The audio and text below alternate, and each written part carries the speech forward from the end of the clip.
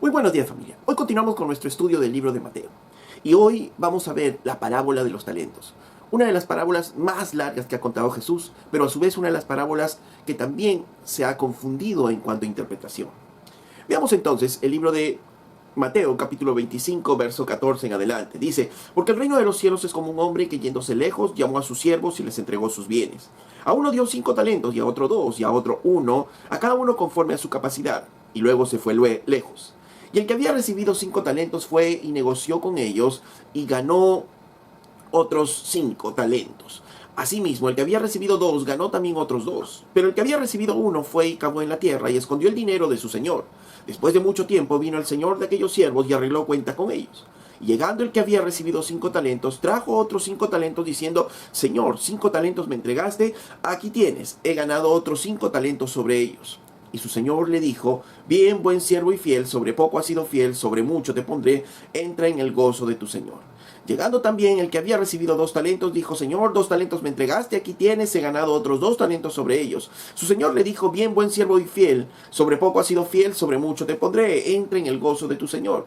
Pero llegando también el que había recibido 1 talento, dijo: Señor, te conocía que eres hombre duro, que ciegas donde no sembraste y recoges donde no esparciste. Por lo cual tuve miedo y fui y escondí tu talento en la tierra. Aquí tienes lo que es tuyo. Respondiendo su señor le dijo: siervo malo y negligente, sabías que ciego donde no sembré y que recojo donde no esparcí, por tanto debías haber dado mi dinero a los banqueros, y al venir yo hubiera recibido lo que es mío con los intereses. Quitadle pues el talento y dadlo al que tiene 10 talentos, porque al que tiene le será dado y tendrá más, y al que no tiene, aún lo que tiene le será quitado. Y al siervo inútil echarle en las tinieblas de afuera, y allí será el lloro y el crujir de dientes. Como toda parábola, necesitamos mirar el contexto para saber qué es el tema del que se está hablando. El Señor dice: el reino de los cielos es semejante a esto. Por tanto, tenemos que ver qué aspecto del reino de los cielos es. Y nos vamos al mismo contexto que vimos la semana anterior en la parábola de las vírgenes. Entonces estamos en el contexto de la venida de Jesús. Acordémonos que el Señor Él está asegurando que Él va a volver. La pregunta de los discípulos originalmente es: Señor, ¿cuándo serán todas estas cosas? ¿Y qué señal habrá de tu venida y del fin del siglo? El Señor les responde a sus discípulos advirtiéndoles acerca de los peligros relacionados a su venida, pero empieza a hacer un énfasis en que Él va a venir. Y el cuándo les dice que nadie sabrá cuándo Él vendrá, ni el día ni la hora. Pero a su vez nos dice que tenemos que esperarlo, que tenemos que estar velando, que nuestros corazones como siervos fieles y prudentes tenemos que mantenernos velando, haciendo las cosas que el Señor nos ha encargado hacer. Ok, entonces nos preguntamos: ¿solo eso? ¿Solamente tenemos que seguir haciendo las cosas que tenemos que hacer? No, es un esperar diligente. Y en la parábola de las 10 vírgenes justamente nos muestra esto, que no solamente es un esperar por esperar, o un esperar intelectual de la venida del Señor, sino que es un esperar diligente, estar listos, tener una pasión en nuestro corazón por su venida, saber que realmente Él va a venir. Ok, entonces esperar diligentemente su venida se trata solo de un sentimiento, solo de una pasión hacia el Señor. No, porque justamente en la parábola de los talentos Jesús nos va a enseñar a esperarle con diligencia, con pasión, pero trabajando, produciendo, haciendo algunas cosas para Él. Ya hemos leído la parábola, así es que vamos entonces al versículo 14, en donde empieza la parábola y dice: porque el reino de los cielos es como un hombre que, yéndose lejos, llamó a sus siervos y les entregó bienes. Entonces está relacionando su venida, este aspecto del reino de los cielos, su venida, dice como un hombre que yéndose lejos, ¿no? Claramente este hombre que se va lejos es nuestro Señor Jesucristo.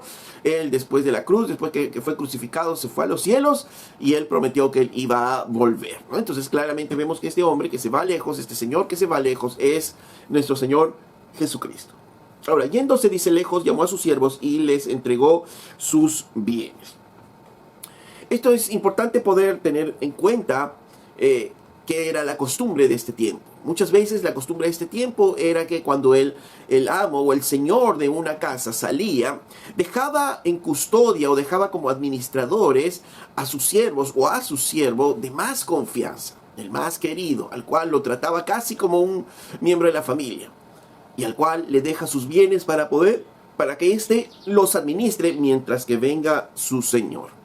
Y fue así, dice en el verso 15, a uno dio 5 talentos, a otros 2 y a otros 1, a cada uno conforme a su capacidad. Y luego que entrega sus bienes, se va lejos. El dueño entonces, o el señor de la casa, se va lejos, dando la idea que él se va a tardar un tiempo. No desde la perspectiva del dueño o el señor que se va lejos, sino desde la perspectiva de los siervos que se quedan. Pues salirse lejos van a los siervos a sentir obviamente que su señor se va a demorar todo un tiempo. Entonces esto es muy importante anotar porque justamente cuando se va el Señor Jesucristo, nosotros los que quedamos podremos en algún momento tener esa falsa idea o esa falsa sensación de que el Señor se está demorando mucho tiempo. Y eso es lo que le pasó a estos siervos. Ahora, algo muy importante también en este versículo 15 que anotar es que les dio a cada uno según su capacidad. El Señor repartió soberanamente, el dueño de la casa repartió soberanamente sus bienes a cada uno, pero no les dio de una manera arbitraria, sino considerando la capacidad de cada uno. Por tanto, esto nos habla un poco de la justicia de este hombre, que obviamente no va a dar a nadie más de lo que puede hacer, sino le va a dar conforme a sus capacidades. Ok, entonces, el Señor conocía a cada uno de sus siervos, sabía de cuánto ellos podrían hacerse cargo, conocía sus capacidades para que pueda administrar justamente sus bienes. Ahora, otra definición muy importante aquí que hay que tener en cuenta es la definición de talento. Talento no es lo que tal vez nosotros en el español entendemos, ¿no? Como una cualidad, como un don, como una habilidad. No, el talento en ese tiempo estaba referido a un valor material. Generalmente era un peso o una cantidad de dinero. Pero lo cierto es que el talento era equivalente, un talento era equivalente aproximadamente a unos 6,000 denarios.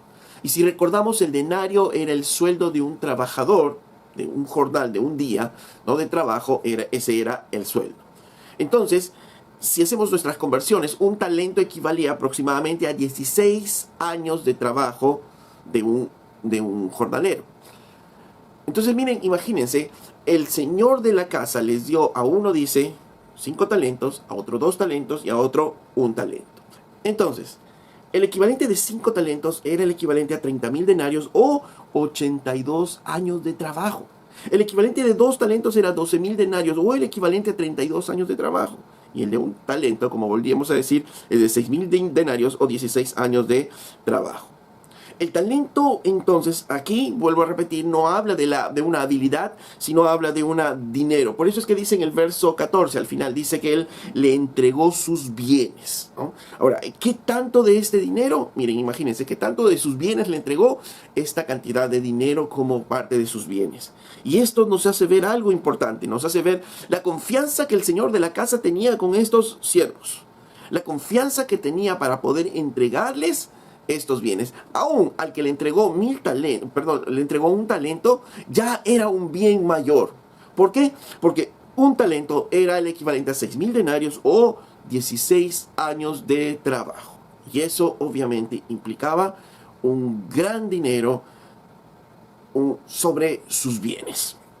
Ok, entonces a uno le entregó 5 talentos, o sea, el equivalente a 82 años de trabajo. A uno le entregó 2 talentos, el equivalente a 32 años de trabajo. Y a uno le entregó 1 talento, el equivalente a 16 años de trabajo. Entonces, definitivamente no es poca cosa lo que le entregó a cada uno.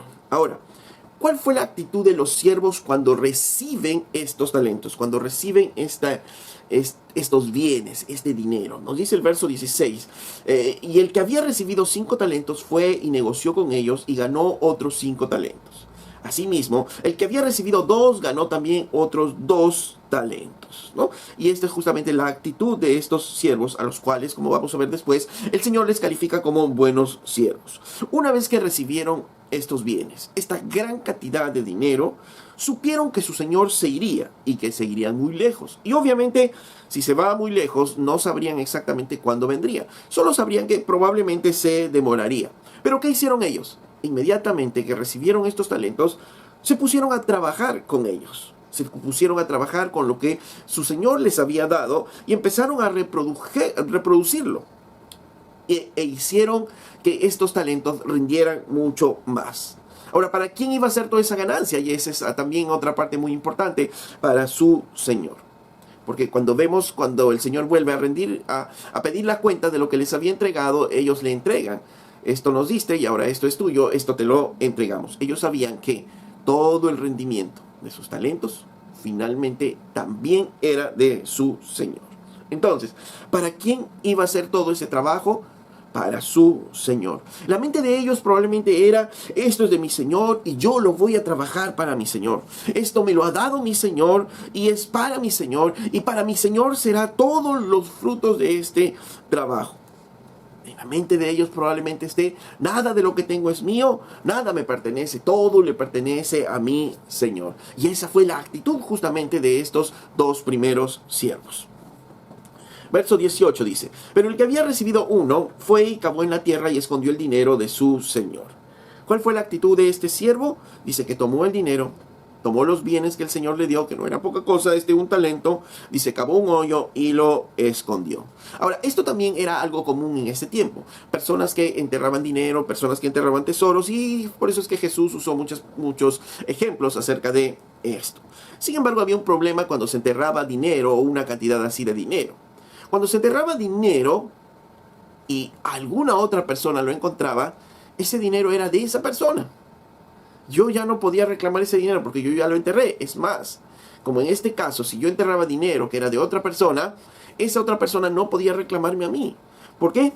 Porque había sido puesto en tierra y alguien lo encontró. En otras palabras, si yo escondía ese tesoro y alguien me veía esconderlo y al día siguiente se lo robaba, yo estaba exonerado de todo, exonerado de toda culpa, inclusive al momento de rendir cuentas al dueño de ese dinero. Entonces, vemos aquí que el enterrar esa cantidad de dinero fue algo irresponsable de este hombre. La forma como enterró el dinero fue algo irresponsable. ¿Por qué? Porque no quería hacerse responsable de esto, no quería hacerse cargo del dinero de su amo. En otras palabras, probablemente solo quería deshacerse de la responsabilidad. En la mentalidad de él probablemente sea: bueno, este es dinero del Señor y no es nada mío, así que no me interesa si gana o no gana. Simplemente lo voy a enterrar ahí, si se pierde o no se pierde, no es mi problema. No es mi problema. Al final yo le voy a entregar las cuentas a él como está, ¿no? ¿Y cuándo vendrá también? ¿Cuándo vendrá el Señor? Por eso lo entierro y lo dejo ahí, que duerma el sueño de todo ese dinero y punto, ¿no? Esta es la actitud probable de este último siervo. En otras palabras, mientras que los otros dos primeros siervos trabajaron estos bienes, este último siervo no trabajó estos bienes. Este último siervo fue negligente. Probablemente se puso a ver si fuese en este tiempo, probablemente se puso a ver alguna película y se puso a chatear con su móvil, ¿no? Si fuese en este tiempo. Pero entonces, ¿qué ocurrió? Mientras que los otros trabajaban y este estaba siendo negligente, ocioso con las tareas que tenía, ¿qué es lo que pasó? Dice en el verso 19: después de mucho tiempo vino el Señor de aquellos siervos y arregló cuentas con ellos. Definitivamente esta es la figura de nuestro Señor Jesucristo, que Él dice que llegó después de mucho tiempo, vino el Señor y arregló cuentas. Cuando esto nos habla de que vino después de mucho tiempo, es como si ellos hubieran estado esperando mucho tiempo, como que si parecería que se hubiese tardado, ¿no? Y llegó de improviso. Igual que en la parábola de las 10 vírgenes, ¿se acuerdan? Parecía que pasaba mucho tiempo y hasta el punto que inclusive las vírgenes se durmieron, ¿no? Porque pasaría mucho tiempo. Y en nuestra perspectiva justamente es eso. Recuerden que el apóstol Pedro en su carta también decía que la gente del mundo inclusive se burlaría diciendo o hablando acerca del tiempo de la venida del Señor, diciendo: ¿cómo? Ustedes dicen que viene el Señor, ¿y cuándo ocurre eso? Porque todas las cosas siguen igual desde el inicio de la creación, ¿no? Eso es lo que dicen inclusive los incrédulos. ¿Por qué?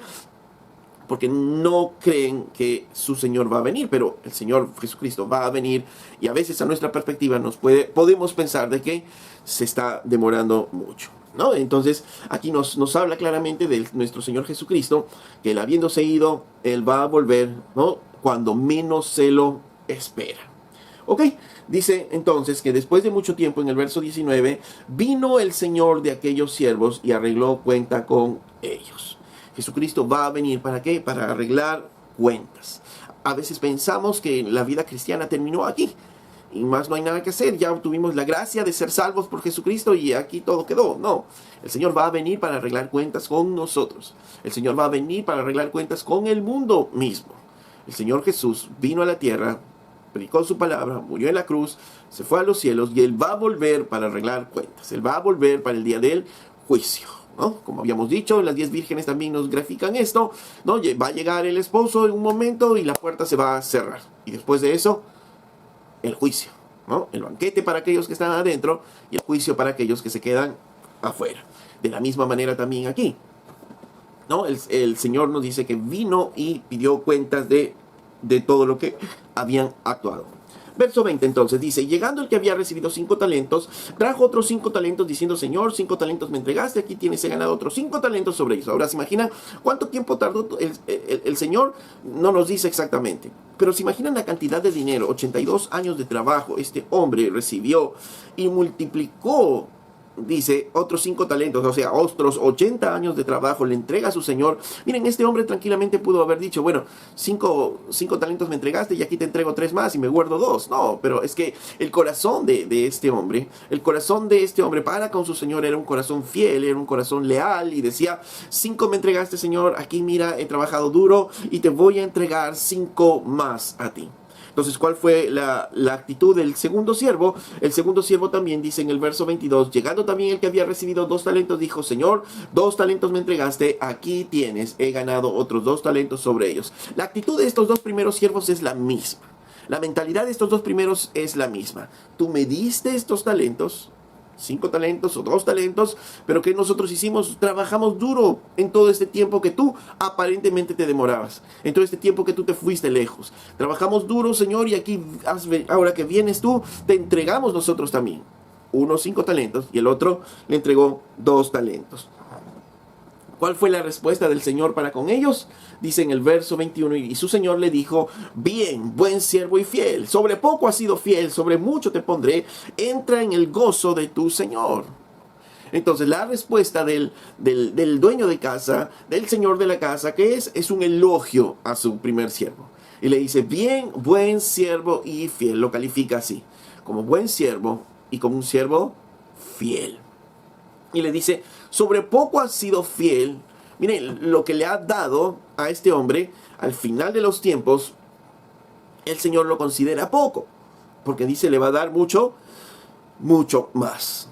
Ahora, al segundo hombre también, ¿cuál es la respuesta del Señor? Le dice, bien, buen siervo y fiel. Sobre poco has sido fiel, sobre mucho te pondré. Entra en el gozo de tu Señor.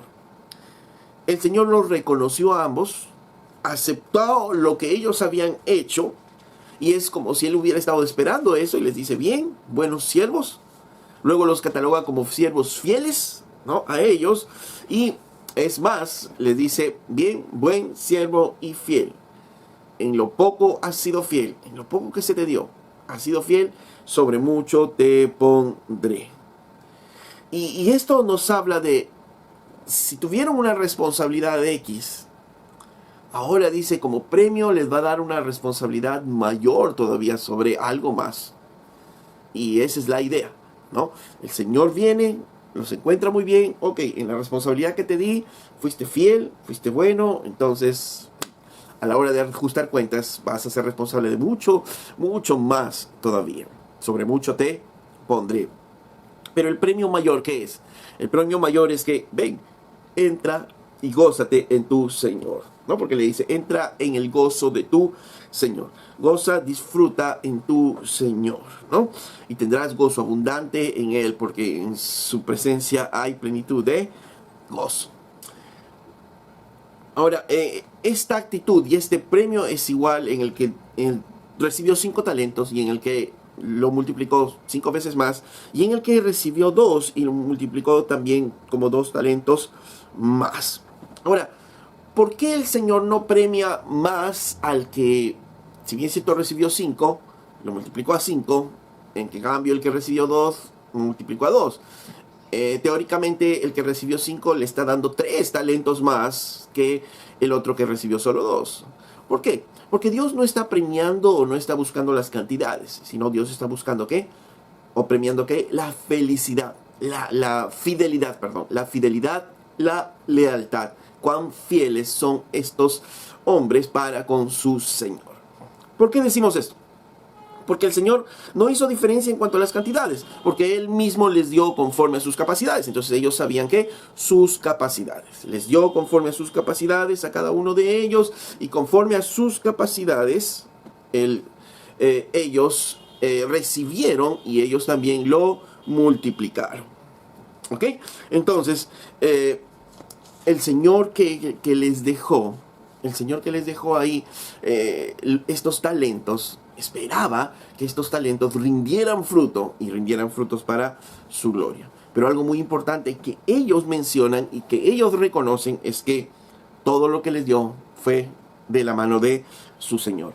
Y esto nos recuerda el pasaje de 1 Corintios capítulo 4 verso 7, que dice: porque ¿quién te distingue? ¿O qué tienes que no hayas recibido? Y si lo recibiste, ¿por qué te glorías como si no lo hubieras recibido? Dice Pablo aquí: ¿quién te distingue? ¿Qué tienes que no hayas recibido? ¿Qué tienes que no hayas recibido? Todo lo que tienes lo has recibido de parte de Dios. ¿Por qué te glorías entonces como si no lo hubieras recibido de Dios? Como si esto fuera tuyo. Entonces, todo lo que recibimos proviene de Dios. Todo lo que tú tienes proviene de Dios. La vida, los bienes, las habilidades, los talentos, todo lo que tú tengas proviene de Dios. No es nada tuyo, todo proviene de Dios. Inclusive un talento, una habilidad, el Señor te la dio y tú de repente has pulido ese talento, esa habilidad, pero es Dios finalmente quien te dio ese talento, esa habilidad. En Juan capítulo 3, verso 27 dice: y respondió Juan y dijo: no puede el hombre recibir nada si no le fuera dado del cielo. Otra vez, ¿no? Esta idea de que el hombre no puede recibir nada que no le es dado del cielo. Entonces, nuevamente volvemos al punto de que todo lo que los hombres recibimos proviene de Dios. Todo lo que estos siervos recibieron proviene de su Señor. Y ellos tenían claro esto. Por tanto, los frutos que den esto iban a ser ¿para quién? Para ellos mismos no, sino para su Señor. Ahora, nos preguntamos entonces, ¿qué recibimos de Dios?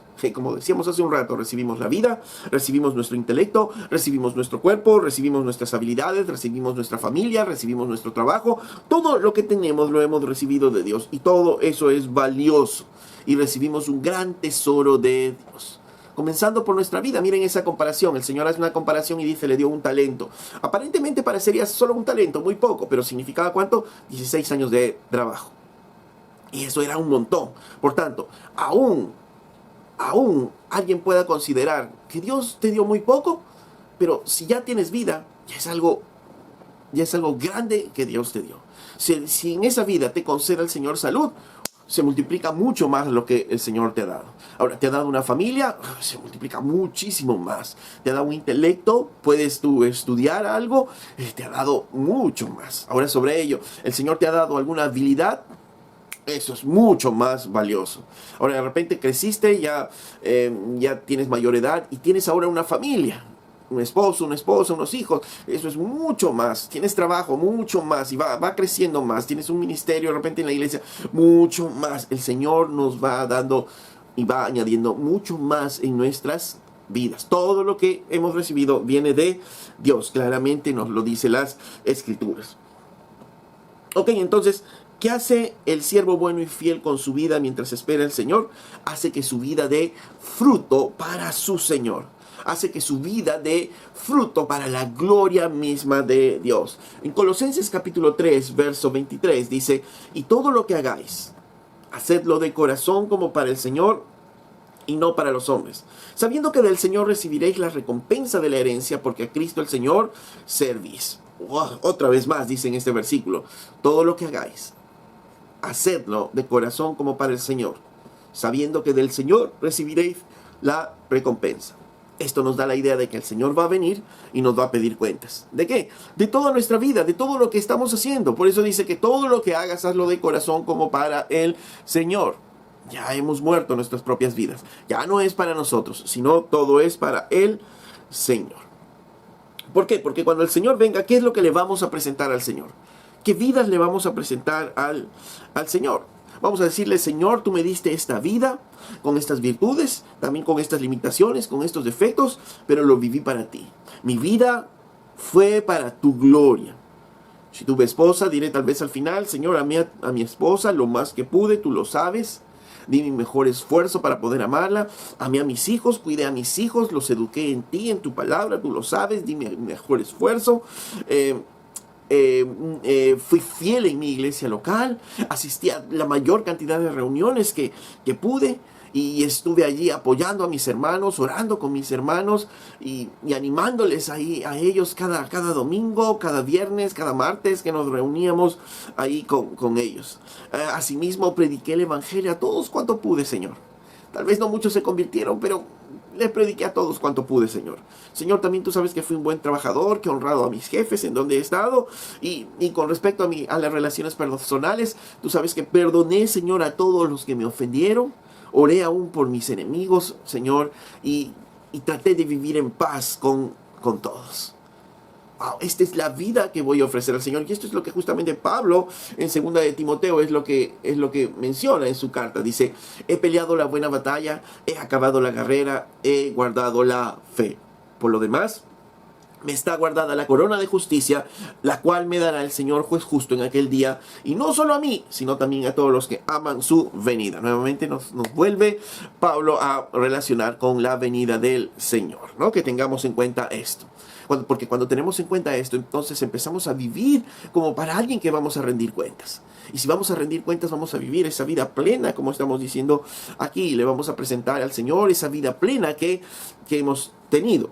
Y podremos decir como Pablo también, al final de nuestros días, he peleado la buena batalla, he acabado la carrera, Señor, he guardado la fe. En otras palabras, siempre he confiado en ti. Me he mantenido confiando en ti. Y yo sé que al final tú me vas a dar una recompensa. Pero no solo a mí, sino a todos aquellos que esperan, que anhelan realmente tu venida. ¿Ok? Entonces esa es la actitud de Pablo, esa es la actitud de estos dos siervos.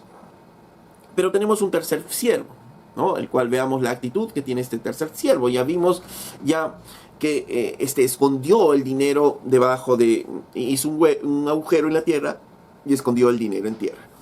Verso 24, pero llegando también el que había recibido un talento, dijo, Señor, te conocía que eres hombre duro, que ciegas donde no sembraste y que recoges donde no esparciste. Por lo cual tuve miedo y fui y escondí tu talento en la tierra. Aquí tienes lo que es tuyo. Comienza diciendo, Señor, yo conocía que eres duro, que eres un hombre severo, ¿no? Que eres un hombre que, miren, dice, recoges donde no sembraste, que quieres una cosecha donde no has sembrado tú. Entonces le está acusando primero de ser un hombre severo, de ser un hombre duro, de ser un hombre exigente, pero además le acusa ¿de qué? De ser un hombre injusto. Porque dice, tú quieres una cosecha donde no sembraste, donde no hiciste. Ahora, estas son las características de nuestro Dios, estas son las características de nuestro Señor. El Salmo 86, verso 5 dice, porque tú, Señor, eres bueno y eres perdonador, y grande en misericordia para todos los que te invocan. Escucha, oh Jehová, mi oración y está atento a la voz de mis ruegos. En el día de mi angustia te llamaré porque tú me respondes. El salmista describía a Dios como un Dios que, bueno, perdonador, misericordioso, tan lleno de un amor inagotable para todos aquellos que le piden ayuda. Todos aquellos que están dispuestos a Él está presto también para ayudarlos. Pero este hombre lo acusó ¿de qué? De ser un hombre severo, de ser un hombre inflexible. Y hay mucha gente que anda acusando a Dios justamente de eso. De que Dios es un Dios severo, de que es un Dios inflexible, de que porque nos pone tantas reglas, tantas leyes, y por eso es que Él es un Dios inflexible. Yo no quiero creer en ese Dios severo que ustedes tienen. Pero no es un Dios severo, es un Dios de amor, de un amor inagotable, es un Dios de misericordia, es un Dios que hace las cosas nuevas en nuestras vidas, inclusive ese es nuestro Dios. Pero lo que sí es totalmente opuesto a la característica de Dios es que sea injusto. Al contrario, nuestro Dios es un Dios justo, que va a dar a cada uno según sus obras. Ahora, esto ya nos va diciendo algo de este tercer siervo, que es que este siervo no conoce a su Señor, no lo conoce, porque lo trata de severo, lo trata de duro, y así no es el Señor nuestro Dios. Dice, por tanto, ¿cuál es la actitud? Al saber esto, dice que escondí tu talento en tierra. No di frutos para ti, aquí está lo que es tuyo. Me diste esto y aquí está. Me diste esta vida, aquí yo te la entrego. Una vida sin frutos, una vida sin cambios, una vida sin rendimientos. ¿Por qué? Porque este hombre solo quería vivir para él solo, vivir conforme a sus propios pensamientos, vivir conforme a sus propias decisiones. Solo para él, solo de acuerdo a sus propios pensamientos. Ahora miren, ¿cómo califica el Señor esta actitud? Dice en el verso 26, respondiendo su Señor le dijo, siervo malo y negligente. Miren, la diferencia. Siervo bueno y fiel a los otros dos. Ahora aquí, siervo malo y negligente, le dice. En otras palabras, mira, sabes que yo no me creo lo que tú me estás diciendo. Ahora dice, por tanto, dice, debías haber dado mi dinero a los banqueros. Si tú crees eso, dice, siervo malo y negligente, sabías que ciego donde no sembré y que recojo donde no esparcí. Tú mismo estás diciendo, tú mismo me estás catalogando así, que yo soy un hombre injusto, que quiero algo donde no he sembrado, que quiero una cosecha donde no he sembrado. Entonces, si tú sabes que soy así y que te voy a pedir entonces un rendimiento, ¿por qué es que no lo llevaste siquiera al banco para que gane intereses y me des por lo menos los intereses? Pero no lo quisiste hacer. ¿Y por qué? Por negligente, por ocioso, por no querer hacer lo que te correspondía hacer. Dice, estaba llamándole de mentiroso y estaba diciéndole ver que él no conocía a su Señor. Las vírgenes negligentes, ¿qué les pasó? Se quedaron sin aceite. Cuando trataron de ir a comprar, vino el Señor, cerró la puerta y se quedaron afuera. ¿Qué pasará con estos hombres ahora? ¿Qué pasará con estos hombres, con estos siervos, o con este siervo que tuvo esta actitud? Verso 28 dice, quitadle pues el talento y dadlo a los que tienen 10 talentos, porque al que tiene le será dado y tendrá más, y al que no tiene, aún lo que tiene le será quitado.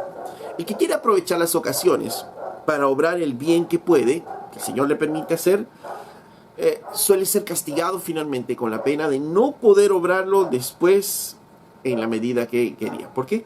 Porque ya el Señor retiró su mano de ahí. Ahora, los que teniendo algo otorgado por Dios, dado por Dios para el servicio de Dios y no lo usa, le será también quitado. ¿No? Podríamos pensar en estas aplicaciones también para nuestras vidas. Y se le dará al que usó con negligencia las oportunidades de servicio, ¿no? Entonces, él vivió, sirvió como para su Señor, fue diligente. A ese que lo hizo así, el Señor le va a dar más. ¿Por qué? Porque sabe su capacidad, sabe que puede hacer mucho más. Y el siervo inútil es echado en las tinieblas de afuera, donde es el lloro y el crujir de dientes. Definitivamente este es que es echado en las tinieblas, donde es el lloro y crujir de dientes, está hablando del infierno. Entonces nos está hablando que este siervo se va a ir al infierno por ser un siervo infiel, negligente en las cosas que tiene que hacer, en las cosas que el Señor le ha dejado, en la vida que ha dejado, en la familia que ha dejado, en el trabajo que ha dejado, en la iglesia que ha dejado. Ahora, nos preguntamos quiénes son estos siervos de la parábola. Así como las 10 vírgenes, estos siervos representan a la iglesia visible. Todos estos son siervos, estos tres. Todos aparentemente conocen a su Señor, ¿no? Porque están trabajando ahí en la viña y el Señor les da la confianza y les entrega también bienes y se va lejos. Y a todos cuando vuelve les pide cuentas, ¿no? Por tanto, externamente estos tres siervos parecerían iguales. Conocen a su Señor, dicen que conocen al Señor, que trabajan para el Señor y el Señor les va a rendir cuentas, ¿no? Entonces, externamente todos son iguales. Por eso es que decimos que externamente representan a la iglesia visible.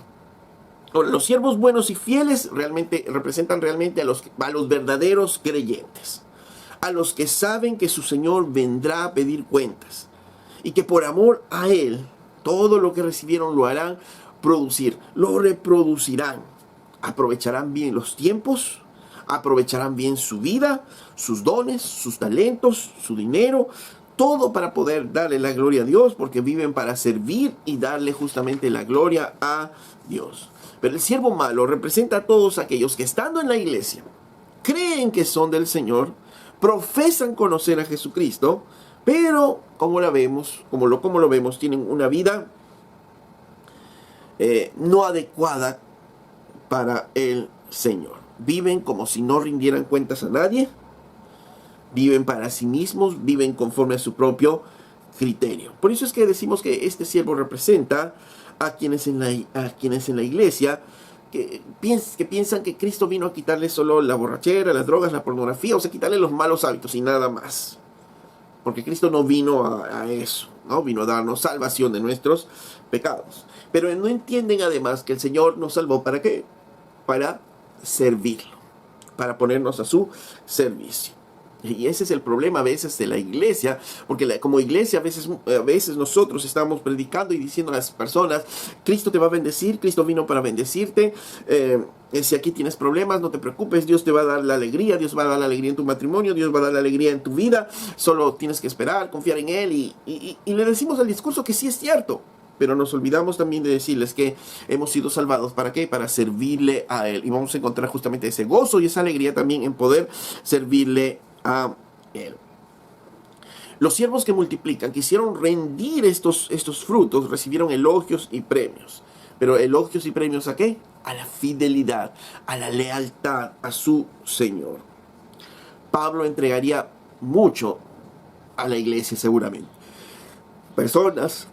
Iglesias que levantó en Asia por todos lados, y uno dice, wow, a ese sí le entregó 5 talentos y él devolvió otros 5 talentos. Bueno, yo no me parezco al apóstol Pablo, tal vez yo solo tengo un talento o medio talento nada más a comparación de todo lo que a él le han dado, pero igual el Señor va a premiar mucho más a Pablo que a ti.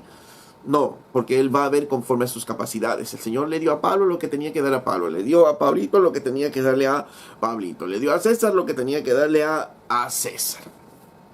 Y Él premia, ¿qué? No la cantidad multiplicada, sino la fidelidad del corazón. Un corazón fiel, un corazón leal que dice, no, este cuerpo es de mi Señor, yo no lo voy a llevar al pecado, mi mente es del Señor y no la voy a hacer pecar, y si ya pequé le pido perdón al Señor y salgo de donde me está llevando a pecar. Este corazón no me va a llevar a pecar porque yo amo a mi Señor, es el Señor que va a tener una reproducción en mí mismo, y este es el corazón de aquel que conoce al Señor. Pero el siervo malo, nos dice la parábola, fue castigado, enviado al infierno. ¿Y por qué? ¿Porque no produjo nada finalmente?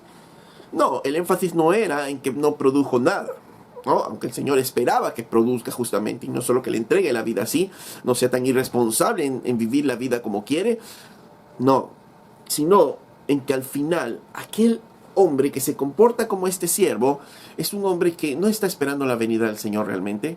Él no está apasionado con su venida, esperando su venida y cambiando de repente su corazón para su venida. Y por tanto, no está usando su trabajo, su cuerpo, su vida misma para agradar y alabar a Dios, sino sus propias fuerzas. El Señor nos da una gran advertencia en la iglesia. Cuidado, otra vez, una vez más, 2 grupos. Uno será dejado, uno será quitado. Las cabras y las ovejas. Las vírgenes sensatas, las vírgenes insensatas. El camino ancho, el camino angosto. Ahora son aquellos siervos que reprodujeron sus talentos y aquellos siervos que no reprodujeron sus talentos por negligentes. Siempre el Señor nos va a mostrar un segundo grupo, 2 grupos, mientras que Él venga. Van a estar ahí los 2 grupos, y lo peor es que dice que este grupo puede semejarse mucho a la iglesia verdadera. Y debemos abrir los ojos y tener cuidado. No por los demás, no para estar viendo a los demás y tal vez este es verdadero, este no es verdadero, no. Sino para mirarnos a nosotros mismos. Señor, ¿somos nosotros? Señor, ¿estamos en ti realmente o no? Y si no estamos en ti, Señor, ayúdanos para así estarlo. Ayúdanos, Señor, para poder vivir para ti. Y esta debe ser nuestra oración, porque el Señor viene y el Señor espera, no que nosotros solamente estemos ahí sentados esperando su venida, sino de una manera activa presentar nuestras vidas en gratitud y en sacrificio racional a nuestro amado Señor Jesucristo. Que el Señor te dé la sabiduría y las fuerzas, ¿para qué? Para poder buscar al Señor y estar gozoso de su venida. Amén. Si este video ha sido de bendición para tu vida, yo te pido que tú le des un me gusta al video y puedas compartir con otros para poder seguir difundiendo la palabra de Dios.